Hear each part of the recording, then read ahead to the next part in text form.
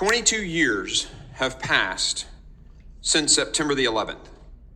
Since then, the nature of the threats we face has evolved, and the security challenges are becoming more dynamic each day.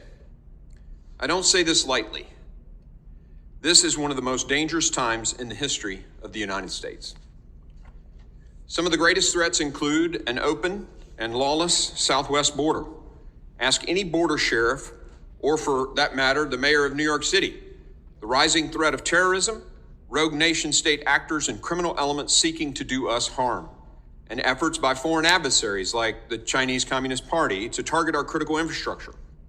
Of course, we also have the wars in Israel and Ukraine, and rising Chinese aggression in the Taiwan Strait and the South China Sea. To overcome these significant challenges, we must take a clear-eyed and holistic look at these threats. First, we're facing an unprecedented crisis at our southwest border. In just 3 years, the administration has systematically dismantled our nation's border security and created the worst border crisis in American history. While my friends on the left defend these actions, though now maybe less so than they did at the start, it is clear that this crisis is not the result of budget cuts, changes in Border Patrol resources, or changes in the immigration laws passed by Congress. What has changed was the cancellation of effective policies that had secured our borders. The Biden administration ended proven policies like Remain in Mexico, asylum cooperative agreements, and construction of new border wall systems. As a result, people tested the system, were released into the country, called home, and millions more came. A lot like a college town bar that doesn't card. Before long, they have a line out the door. Worse, as acknowledged by AG Garland, Attorney General Garland, the drug cartels have taken advantage of this policy shift and executed a strategy pushing mass waves of people to tie up Border Patrol and then bypass them with thousands of pounds of fentanyl, killing Americans at an unprecedented rate. Worse, as acknowledged by Attorney General Garland, the drug cartels have taken advantage of this policy shift and executed a strategy that is basically resulting in mass human trafficking. Under Secretary Mayorkas, we just saw a record-breaking year for illegal immigration. CBP reported 2.47 million alien encounters along the southwest border in fiscal year 2023. Since taking office, Secretary Mayorkas has overseen more than 6.5 million southwest border encounters, 7.8 million nationwide encounters, and more than 1.8 million known gotaways, all records. To put this into perspective, the number of illegal immigrants who've entered our country since President Biden took office is greater than the population of 33 of our nation's states. I'll repeat that. More than 33 out of our 50 states. Furthermore, under Secretary Mayorkas, violent Mexican cartels are making record profits. In fact, the New York Times reported that cartels earned around $500 million a year in 2018 on human smuggling. Today, they earn an estimated $13 billion. The failure of this administration's border policies has created a humanitarian and national security crisis as transnational criminal organizations prey on vulnerable migrants and sneak across violent felons and individuals on the terrorist watch list. And yet, Secretary Mayorkas has continued to mislead Congress and the American people, claiming that this is what a secure border looks like. Second, malicious activity by nation-state actors and terrorism poses a direct threat to the United States homeland. Without question, the homeland is less safe under this president. The catastrophic Afghanistan withdrawal 2 years ago signaled weakness and a lack of leadership to the world. Our nation's adversaries have been emboldened to attack our allies and our friends and are undermining our security here at home. Significant threats to our cities and our local communities are only growing. As each of you recently testified before the Senate Committee on Homeland Security and Government Affairs, foreign terrorist organizations, including those supported by Tehran, have gained a sense of momentum following Hamas's brutal terrorist attack against Israel last month. These terrorist organizations continue to call for attacks against the U.S. at home and abroad. This includes Al-Qaeda, which, as Director Wray has pointed out, has issued its most specific call to attack the U.S. in the last 5 years. As our adversaries seek to further destabilize the Middle East, we must confront how these threats directly impact our own homeland security.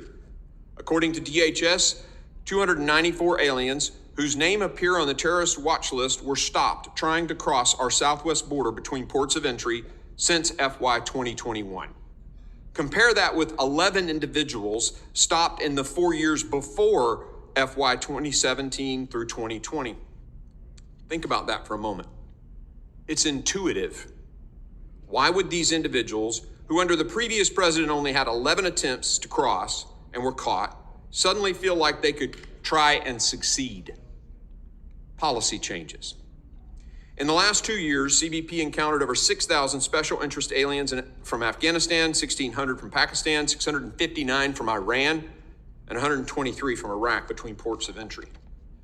Additionally, DHS documents obtained by this committee show that more than 20,000 Russians, nearly 230 Afghans, and more than 1,800 Uzbeks have been released into the country via the misguided CBP One app, mass parole program with minimal or no vetting.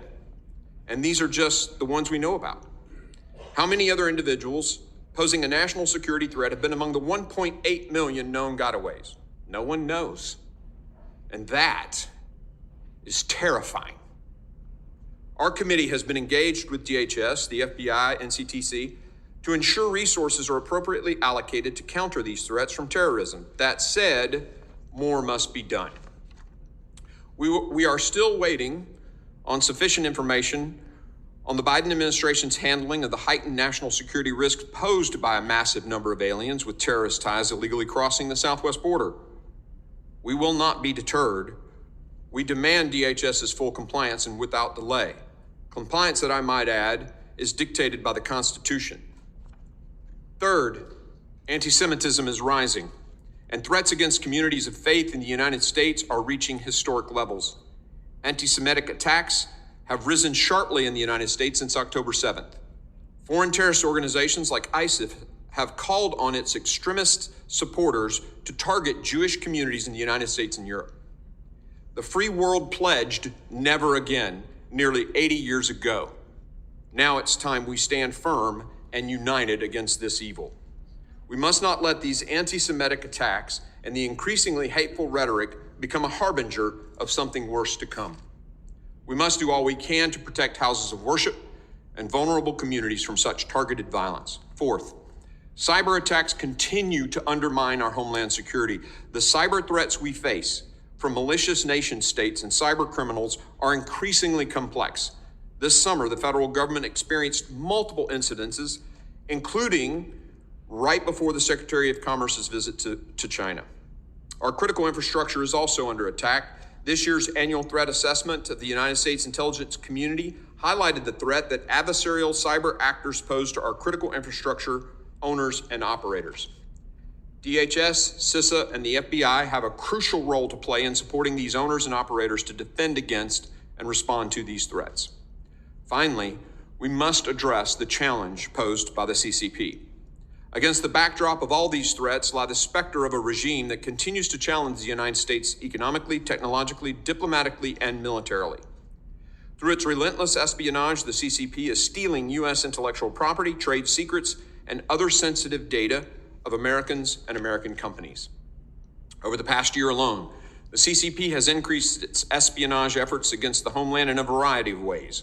These include the CCP's surveillance balloon, collecting intelligence on sensitive sites, and Chinese nationals posing as tourists to access our military installations and other sensitive sites. And Chinese nationals who have crossed our southern border at unprecedented levels. 24,000 apprehensions of Chinese nationals at the southwest border in FY 2023 alone, a 1,100% increase from last year. It doesn't take a rocket scientist to see there's intentionality there. If recent reports are correct, the CCP also operates dozens of overseas police stations, which aid their transnational repression effort by intimidating and threatening Chinese dissidents abroad. DHS and the FBI must ensure that transnational repression tactics and schemes by foreign governments cannot continue on American soil, and we stand ready to help. The CCP has also made strides in infiltrating our nation's education system. It should concern every American that billions of dollars from the CCP are flowing into our K-12 classrooms and institutions of higher education. This is a systematic effort by the CCP to expand its influence within America's classrooms and promote its authoritarian and anti-American agenda. So what is the Homeland Security Committee doing about these threats? Well, first, in May, we passed H.R. 2, the Secure the Border Act, the most comprehensive border security legislation in decades. We have addressed cyber threats head-on through a whole-of-nation approach. We've passed legislation encouraging responsible use of open-source software in the federal government and building DHS's cyber workforce. I've convened a group of committees across Congress to discuss and develop solutions to this problem that implicate multiple committees of jurisdiction. Just last week, this committee advanced Congressman Pfluger's legislation to prohibit DHS funds from flowing into universities that host Confucius Institutes and Chinese entities of concern. Further, we passed Congressman Guest's common sense legislation to counter the CCP's brazen espionage and theft of U.S. innovation by barring DHS from purchasing drones from the PRC or other foreign adversaries. We have held multiple hearings to examine the evolving threat of terrorism more than 2 decades after September the 11th and their implications on the homeland, including a recent hearing where we received confirmation of the immediate and significant threat the Iranian regime poses to the United States homeland. This committee has also demanded information on individuals from Uzbekistan and other countries who used a smuggler with ties to ISIS to enter the United States through our southwest border. We also demanded information on DHS's screening and vetting of Afghan evacuees in the wake of our catastrophic withdrawal. Most recently, we've requested documents and information from both DHS and the FBI on terrorist threats at the southwest border. The department and FBI's delays and lack of responsiveness have become an unacceptable pattern.